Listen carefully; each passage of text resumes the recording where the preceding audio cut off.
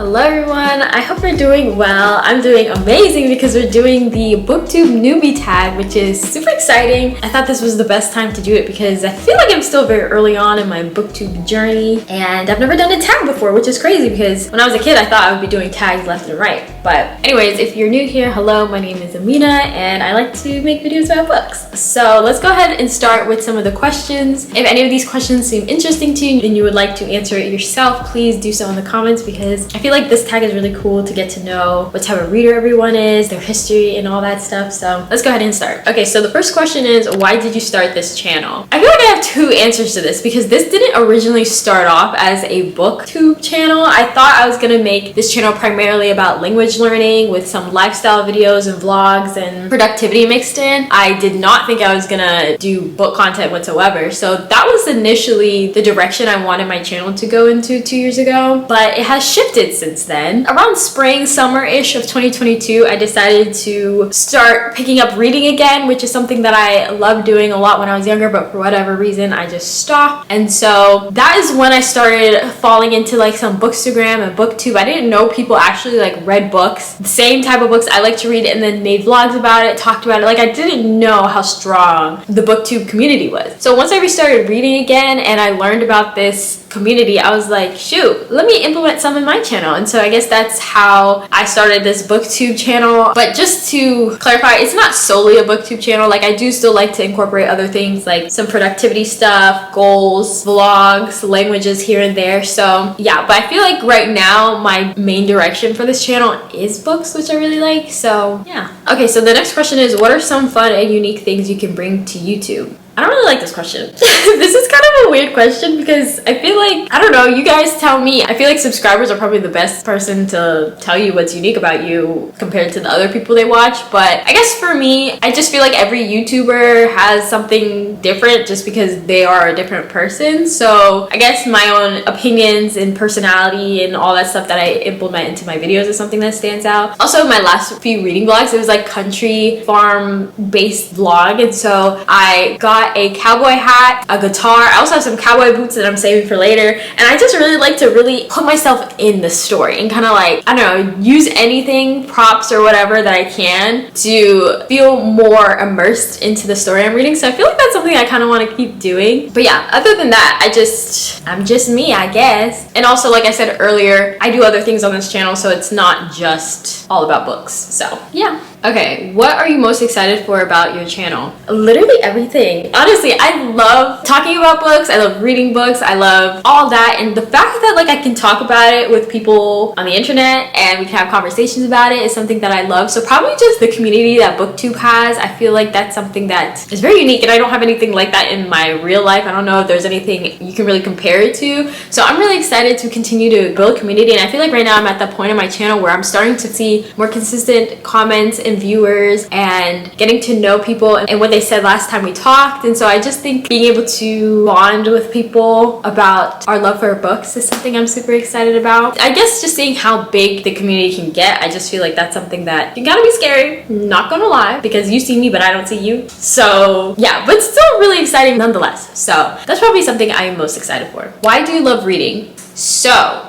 who wouldn't like reading? I don't know how to answer this question. I mean, probably just the generic, you know, you're in a whole different world. You get to live out different experiences, different point of views, literally anything. Like I can just pick up a book and I'm somewhere else and I don't even have to leave my bed. So there's literally nothing like that. Like I feel like just having the whole universe at the tips of your fingers is what reading feels like to me. I don't know. Like it's just one of my favorite things and I think it's so cool too because when you can collect books, it's like you're seeing all the places you visited, the people you know and went through a whole journey with, and then you can share it with other people. That's one thing I really love, talking about books with my friends. I sent my friend some books that I really enjoy and she's slowly getting through it, and it's so fun to be able to have experienced something. And we live on different sides of the country, like being able to talk about things that we kind of low-key both experience, I don't know, without actually like being there at the same place at the same time. So So it's been really fun to talk to her about books and just anybody about books. And even if you don't have very much in common, if you've read the same books, there's something to bond over. So that's probably my favorite thing, and just the escapism as well. Like, I feel like whenever I'm very stressed out, I could just leave, you know?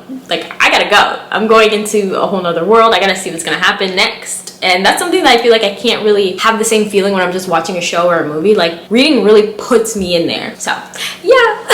What book series got you into reading? Okay, there isn't just one, and I don't even remember what was the first book that I've ever fallen in love with, but I'll share with you some series that I remember growing up loving. This was before Hunger Games, this was before Divergent, like younger days. So the first one is Rainbow Magic. I don't know if you guys remember or if you guys ever read these series, but they're like fairies, and each fairy had their own ability, or they're like the fairy of sunshine, or the fairy of flowers, or fairy of rainbows. Like, they had their own fairy powers, and we would get to follow their journey and the magic and the conflict and all that. I love that series, and I feel like they never ended. Like, I don't even know how many books there were, but I remember always checking them out in my library at school. All those fairies really got me thinking I was out here being a fairy, and my friends and I would pick which one we wanted to be. It was a whole thing. Then I remember reading Dork Diaries and Diary of a Wimpy Kid. I loved the illustrations of those books. I loved reading those books. And I remember too, especially with the Diary of a Wimpy Kid, like at my school's book fair. Do kids still have book fairs? I hope they do, because guys, I would eat up a book fair. And I remember, like, that was usually when I would pick up the Diary of a Wimpy Kid series, and I remember there was one version where you can draw and like build your own adventure thing. It was a very interactive book. I really loved that book. But yeah, also Dork Diaries. There was always some type of drama, like middle school drama in those books that I really liked. Also Dear Dumb Diary. I don't know what it is about me, but all these books, Dork Diaries, Diary of a Wimpy Kid, Dear Dumb Diary, if it had diary in it, then I'm gonna go in. So Dear Dumb Diary was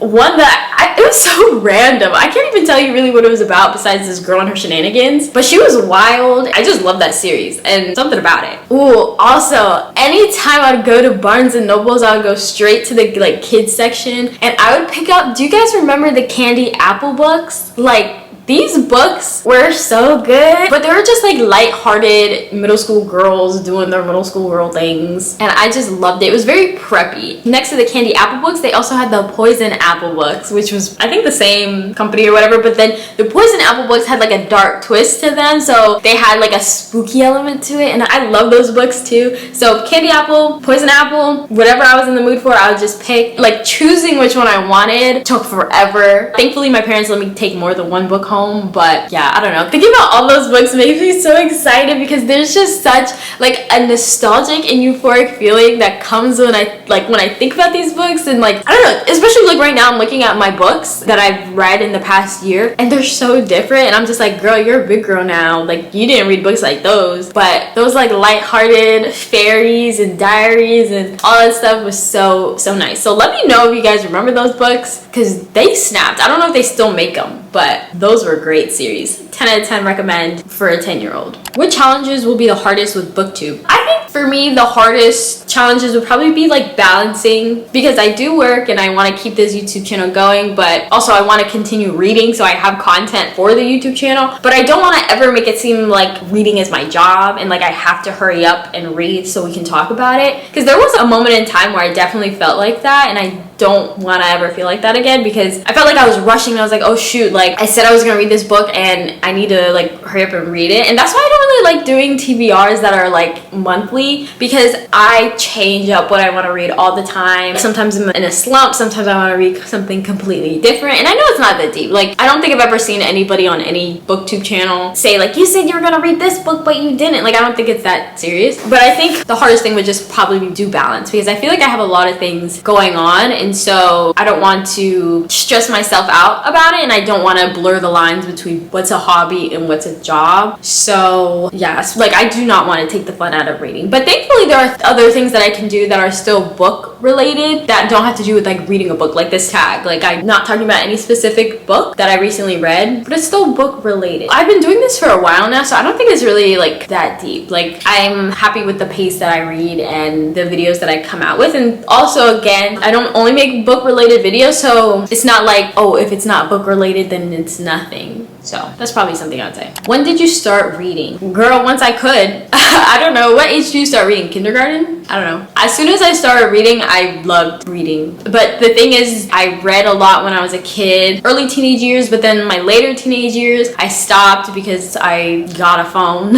and I was more consumed with things that don't matter. Then I got into like a little bit of self-help books and productivity, and I was all about that. And so now I'm back to reading for fun and not reading only self-help books or productivity books and how to be the best version of yourself. Now I'm just reading like silly, frilly books, and I love it. And I'm so glad that more people are making book channels and book pages and talking about it. In fact, that there are also just fiction books is amazing to me, because I feel like those light-hearted type books are the ones that I'm mostly drawn to right now. And it's funny, like when I was like 18, 19, 20, I was like so lost, and like that's why I was into these self-help books and thinking that I am trying to learn as much as I can and all that stuff. And I do really like reading books like that, but that's just not what I'm leaning towards right now. But like now that I'm older and I feel more secure in myself, I'm just all about the silly books. Like give me the like light-hearted fiction books, you know what I mean? So yeah. Where do you read? Mostly my bed, sometimes a couch, but I think mostly my bed. This is off topic, but like I just love how my screen time has gone down so much since reading, and I definitely like to bring my book close to me. So like whenever I have downtime, like my phone's right there and a book's right there, so it's like which one should I pick? And a lot of times I'm picking the book, which is really nice, and I feel like it's a way better time spent than going on Instagram or caring about stuff that I truly don't care about, and just going back into the world that I'm currently in. What kind of books do you read? Mostly romance. Honestly, right now I'm in my romance era. I feel like whenever I'm like super stressed out and got a lot of things going on, I like to lean into more romance books, just because, you know, there's gonna be a happy ending. But honestly, even when I'm not stressed out, I love a good romance anyways. But I also do like fantasy and dystopian. Those are really nice, but I don't feel like I can read it when I'm already stressed out in my real life, because those things are intense. Like those stories will have me like freaking out. So definitely leaning more towards romance at the moment, but I do love a good fantasy book. All right, so those are all the questions. Thank you so much for watching. If you want to answer any of these questions, please do so down below so I can learn a little bit more about you. But other than that, thank you so much for watching, and I'll catch you guys in my next video. Bye.